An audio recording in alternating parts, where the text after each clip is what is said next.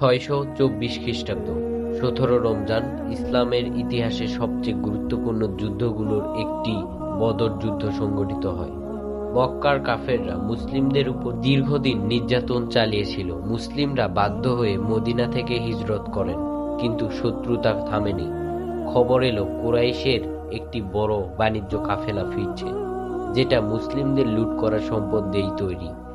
মুসলিমরা কাফেলাটি আটকাতে বের হন, যুদ্ধ করার উদ্দেশ্যে নয়। অন্যদিকে কুরাইশরা খবর পেয়ে প্রায় 1000 সৈন্য নিয়ে যুদ্ধের প্রস্তুতি নেয়। অন্যদিকে মুসলিমদের সংখ্যা মাত্র 313 জন, মাত্র 2টি ঘোড়া, 70টি উট, সীমিত অস্ত্র।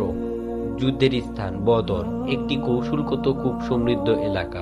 যুদ্ধ শুরুর আগে নবী মুহাম্মদ সাল্লাল্লাহু আলাইহি ওয়াসাল্লাম গভীরভাবে দোয়া করলেন, হে আল্লাহ, আজ যদি এই দলটি ধ্বংস হয়ে যায় তবে পৃথিবীতে তোমার ইবাদত করার কেউ থাকবে না। এটা ছিল বিশ্বাসের সর্বোচ্চ প্রকাশ। যুদ্ধ শুরু হয় এক দ্বন্দ্ব নিয়ে। মুসলিমদের 3 বীর যোদ্ধা শত্রুদের পরাজিত করলে মনোবল বেড়ে যায়। তারপর পুনর্যুদ্ধ শুরু হয়। ইসলামিক বর্ণনা অনুযায়ী আল্লাহ তাআলা ফেরেশতাদের সাহায্য পাঠান মুসলিমদের মনোবল অটুট থাকতে। ফলাফলে কুরাইশদের নিহত হয় 70 জন এবং বন্দী হয় 70 জন। মুসলিমরা শহীদ হন 14 জন। সংখ্যায় কম হলেও মুসলিমরা পেলেন ঐতিহাসিক বিজয়।